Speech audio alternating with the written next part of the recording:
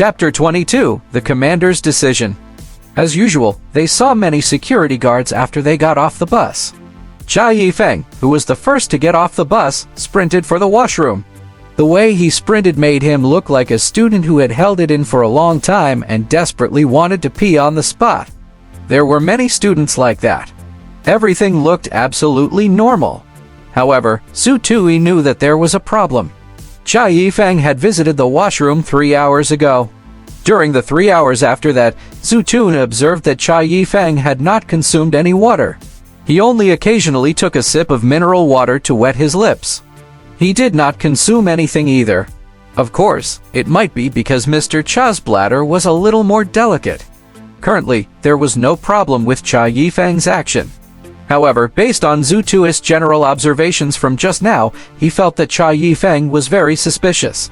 It was also because he had confirmed his suspicion that Zhu Tui did not dare to follow too closely behind Cha Yifeng.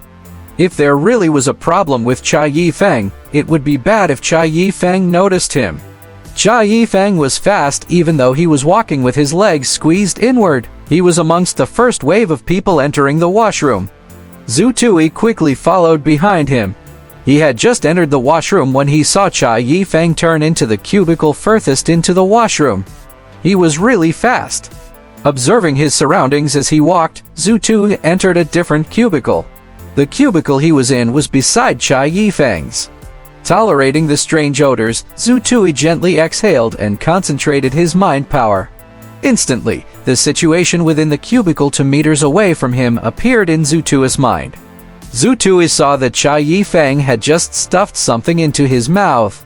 He then chewed twice. Zhu Tui was shocked. Cha Yifeng's actions were too fast. All he could see was the scene he had just seen. Cha Yifeng had rushed into a cubicle in a washroom to consume something again. This was not just Cha Yifeng being sick in the head. There was definitely something wrong with him. Cha Yifeng did not take a dump. He merely peed a little before leaving the washroom. Zhu Tui examined the area with his mental senses but did not notice anything strange about the cubicle that Cha Yifeng was at.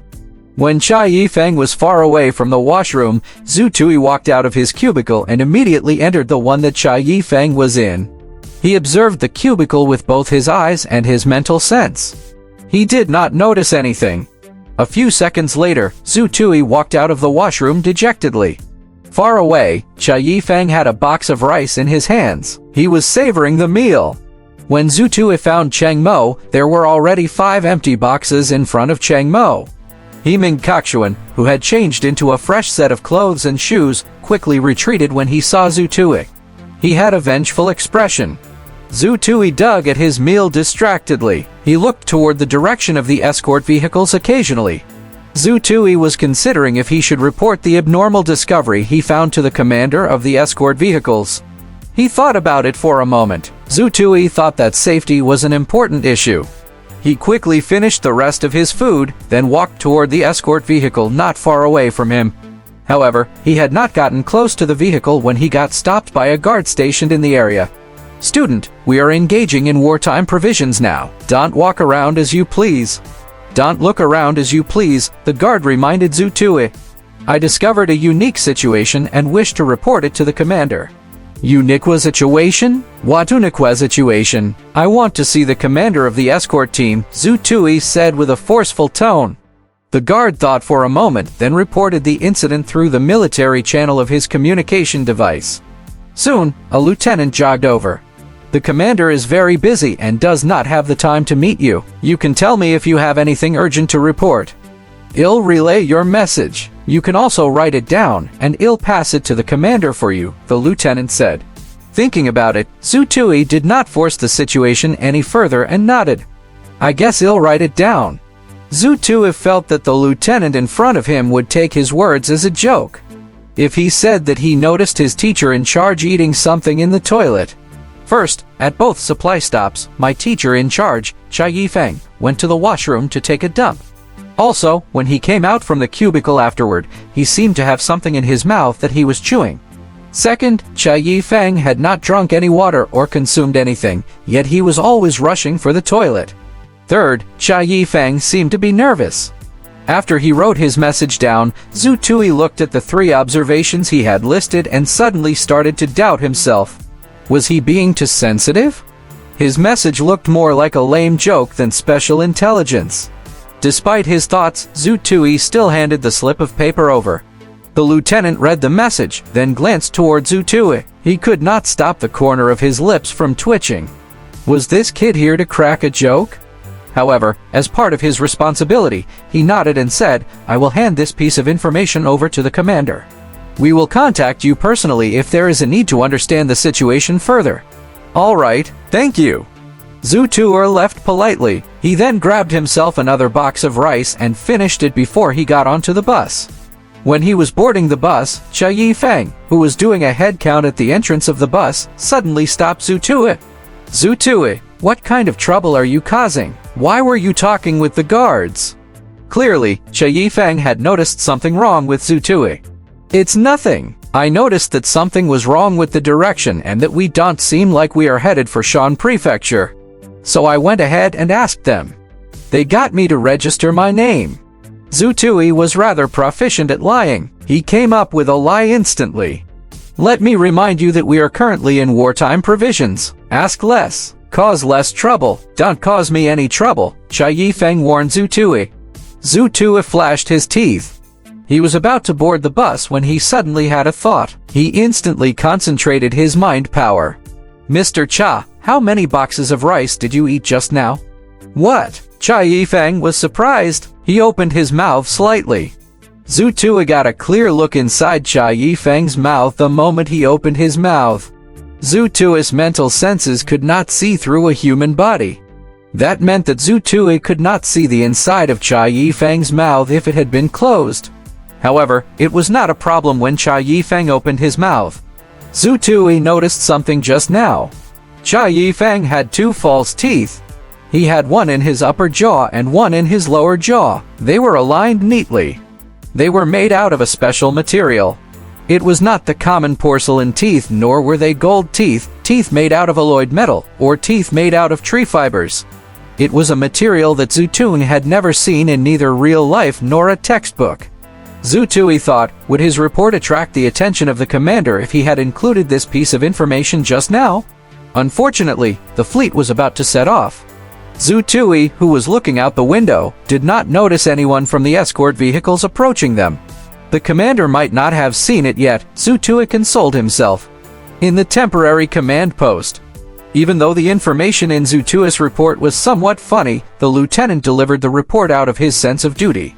Report: a student from Bus 3 noticed something wrong with their teacher and reported the situation to us. Colonel Liu Tianhu, who was looking at an electronic map, raised his head. He fetched over the note and glanced at its contents. He raised his brows and looked like he was about to explode in anger.